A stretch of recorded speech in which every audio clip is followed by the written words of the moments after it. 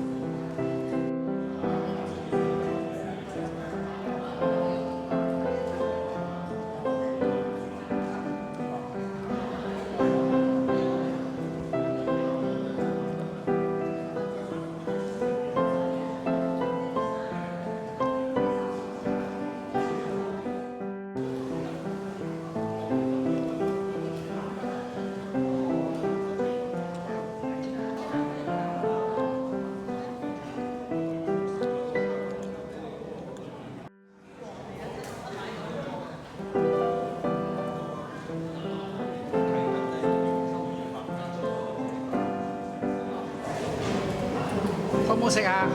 好食。嘅最後晚餐嚟嘅，嗱，知道咁樣喺食飯嘅時候，魔鬼進入咗嗰個稱為叫做加略人猶大嘅心裏邊，佢呢就係12門徒裏邊嘅其中一個，佢咧就同祭司長去商議，去諗方法點樣去將耶穌嚟交俾佢哋。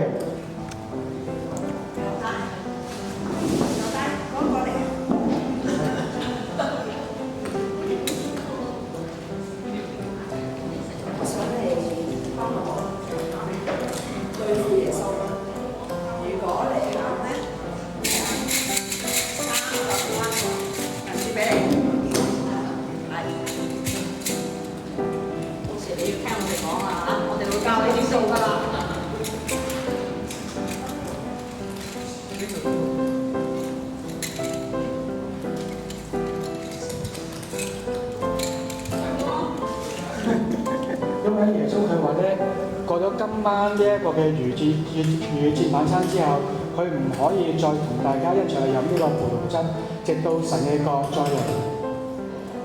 喺聖經入邊，最親近嗰幾個咁咪係彼得咯。彼得係最早跟隨耶穌嗰個咯，有見過耶穌行過水面，又親眼見過耶穌喺山上。咁你咁講又奇怪啦。其他門徒都成日問耶穌問題啦，其他門徒如果唔問耶穌問題嘅話，耶穌邊有咁多嘢講啊？當時逾越節晚餐嘅情況同今日好似喎，在席嘅門徒咧都彼此議論邊個為大，銷量咧就越嚟越大，漸漸咧就變成咗爭論嘅喎。你覺得邊個大啲啊？係咯。邊個？可能係嗰個喎。可能係。會唔會係 Lisa？似係彼得喎，唔係啊，彼得雖然係咁樣啫，大家都係彼此爭論下先啦，大家傾下偈先啦。係咯，我覺得我先係咯。唔係喎，但係長老都讀好多聖經喎，應該佢先係吧？呢度唔係最大嗰個，咁你當咪嗰個咯？做嘢多啲，做嘢多啲咪即係嗰個，咪即係嗰個，食緊嘢嗰個咯。好啦，各位靜一靜先。嗱，聖經裏邊咁樣講話，外邦人有君王為主治理佢哋，但係嗰啲掌權管理佢哋嘅，雖然係可以稱為恩主，但你哋唔可以咁樣嘅喎。嗱，邊一個願意誰為大、受人尊重嘅？聖經裏邊咁樣講話，都要像幼年；誰願意為首，都要作去服侍他人。係啦，你哋個個都咁高咁大，咁你覺得坐喺高位嘅應該係大啲咧，定嗰啲服侍人嗰啲咧係大啲咧？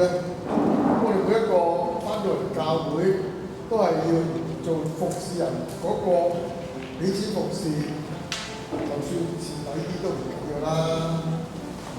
耶穌咧唔係用邊個位份大、邊個位份少嚟定義佢親近啲喎，而係咧用弟兄姊妹願意謙卑、彼此服侍、有相愛嘅心。正如耶穌話啦，在前的必在後，後來嘅咧必會見到主嘅榮耀，係指嗰啲咧自以為有資格驕傲嘅，若果唔謙卑，就會失去所得嘅福分。所以就洗係啦。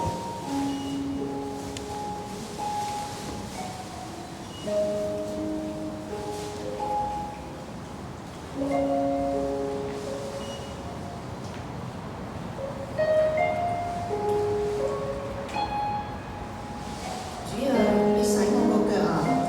耶穌回答說：我所做的，你現在不知道，但以後會明白。主啊，你絕對唔可以洗我個腳啊！耶穌話：我若不洗你，你就與我無分了。之後，佢就用自己所束嘅手巾幫佢擦乾。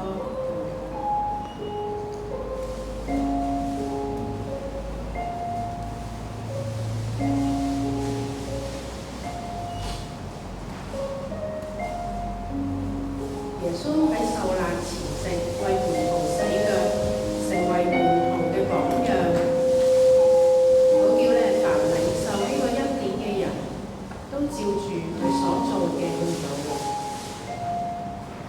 因此，我哋既已領受呢個愛嘅恩典，同佢有份，我哋就應當遵行佢嘅吩咐，效法佢嘅榜樣，彼此服侍。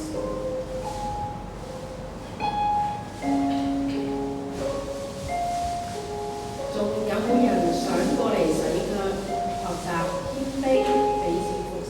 並且使我們有愛你和有心，讓我們坦然地進入你的聖國度，享受你豐盛的恩情。奉主耶穌基督聖名求阿們。喺設立聖餐嘅時候，設下一條新嘅命令，咁樣講話：我賜給你們一條新命令，乃是叫你們彼此相愛。我怎樣愛你們，你們也要怎樣相愛。你們若有彼此相愛的心，眾人就認出我們是主的門徒。我主耶穌基督佢被賣嘅那一夜，佢拿起餅來，祝謝了，就遞給門徒話：你們都拿着吃，這是我的身體，為你們捨的，你們應當如此行，為的是紀念我。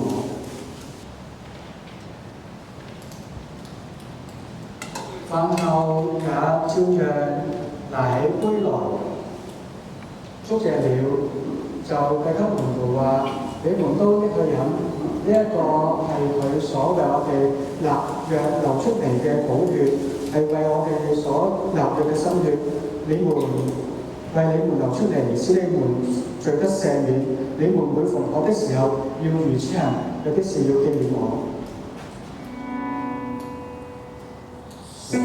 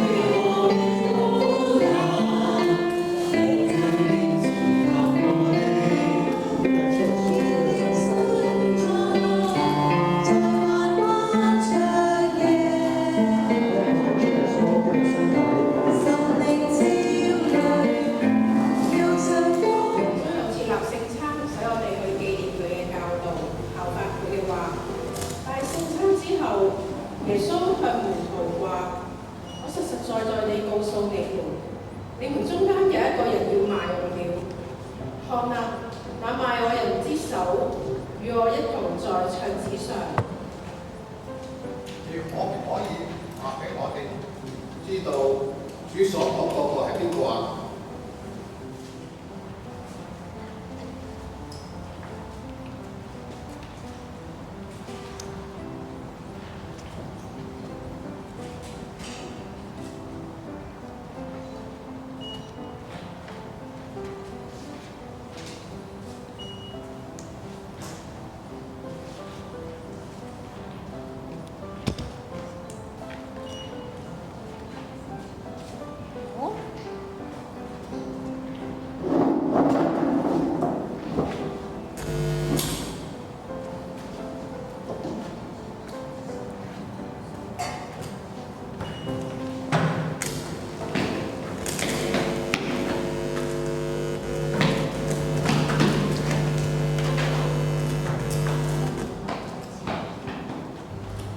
禱告其實係我哋同神相遇嘅時刻。鼓勵大家一陣間咧，我哋一同出去呢個花園裏邊咧，有一同去經歷與神獨處相遇嘅時刻。我一齊過去亞西瑪利園嗰度，我哋去禱告。